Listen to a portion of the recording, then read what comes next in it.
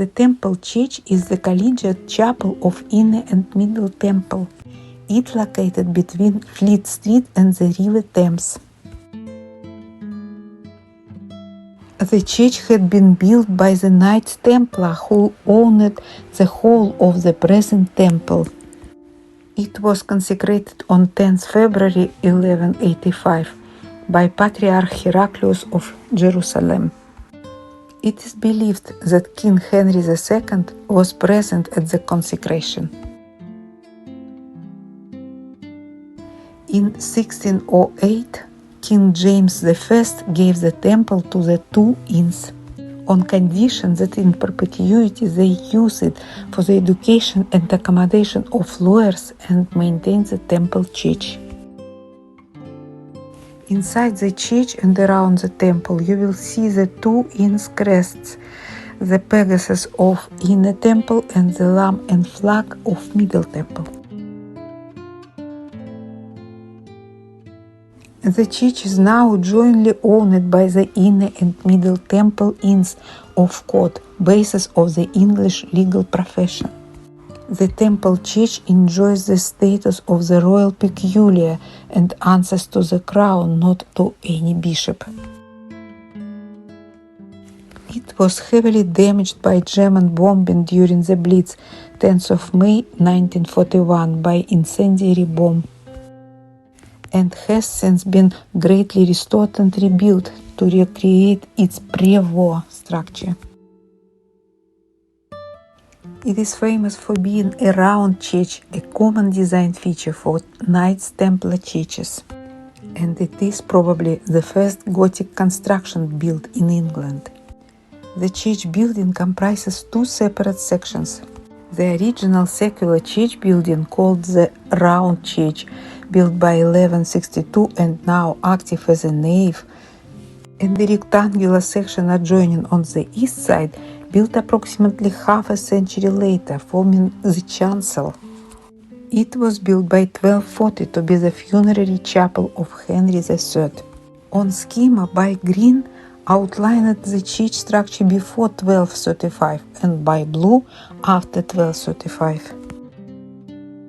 The round church is 55 feet in diameter and contains within it a circle of the earliest known surviving freestanding public marble columns.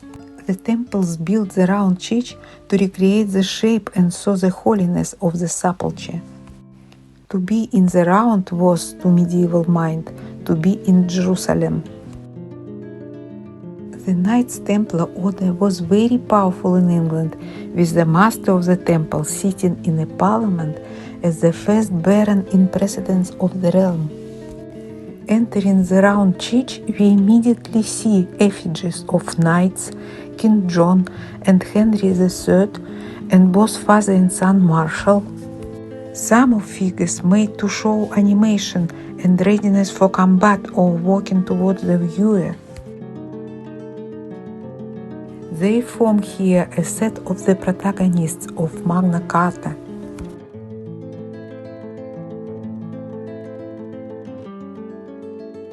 William Marshal, 1st Earl of Pembroke, who lived from 1142 to 1219, was described at his funeral here by the Archbishop of Canterbury as the greatest knight that ever lived. His loyalty to King John in his dispute with the barons over their ancient liberties saved the realm from the destructive civil war and occupation by France. He negotiated Magna Carta, the first great Bill of Rights, in years 1215, 16 and 17 to win round the rebel barons.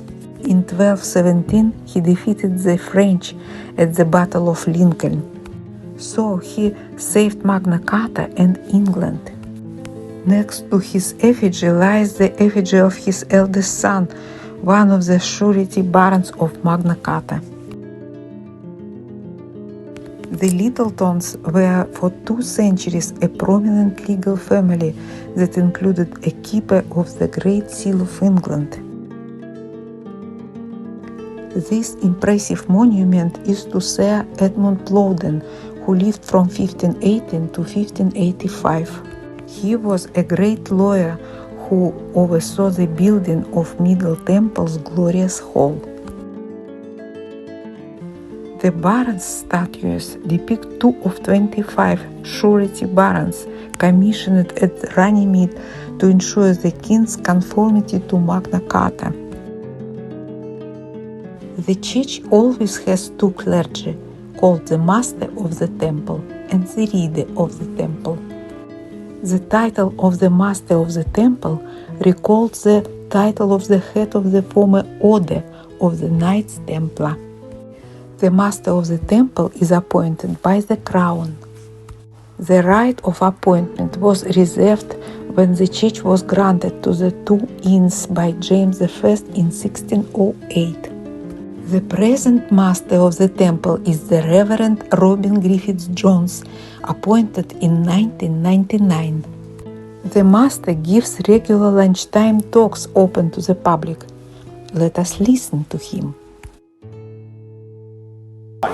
Anyway, how lovely to see you. My name is Robin Griffith-Jones. I rejoice in the faintly absurd medieval title of the Reverend and Valiant Master of the Temple. It is, in fact, a bit of respect. It is true in absolutely no respect at all. I'm simply the vicar of this very beautiful church. My 860 years of history in 15 minutes. The Knights Templar built this church, of course, hence its name. The Templars' task in the Middle Ages was to protect pilgrims going to the Holy Land. Within the Holy Land, the most sacred place of all, effectively the centre of the world, was Jerusalem. Within Jerusalem, the most sacred place of all, effectively the centre of the world, was the Church of the Holy Sepulchre, the site of Christ's own death and burial and rising. And the Holy Sepulchre in Jerusalem is round, with a giant colonnade, a tall inner drum, and a walkway for pilgrims. When the Templars built this church, the round church, they were recreating the shape and thereby the sanctity of the sepulchre itself.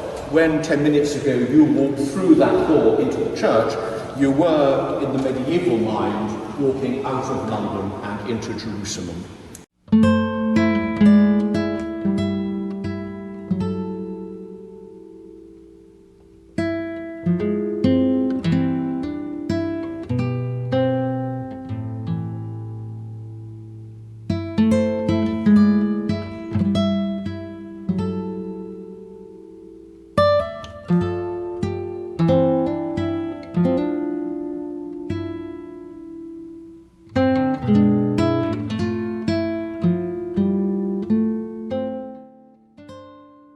The carved wooden reredos or altarpiece was made by Christopher Wren's team in the 1680 when the Inns remodeled the Gothic church in classical style.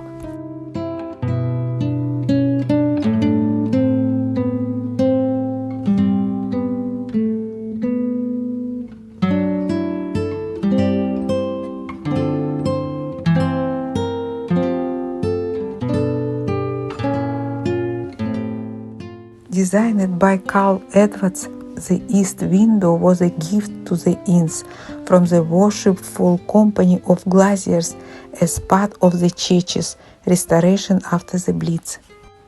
Carl Edwards was famous for incorporating fragments of medieval glass whose rich colors can no longer be reproduced into his windows.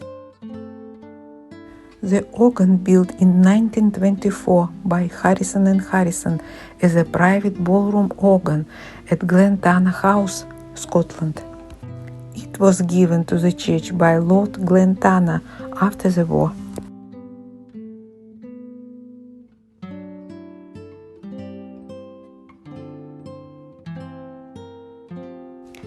Temple Church has witnessed milestones of English history.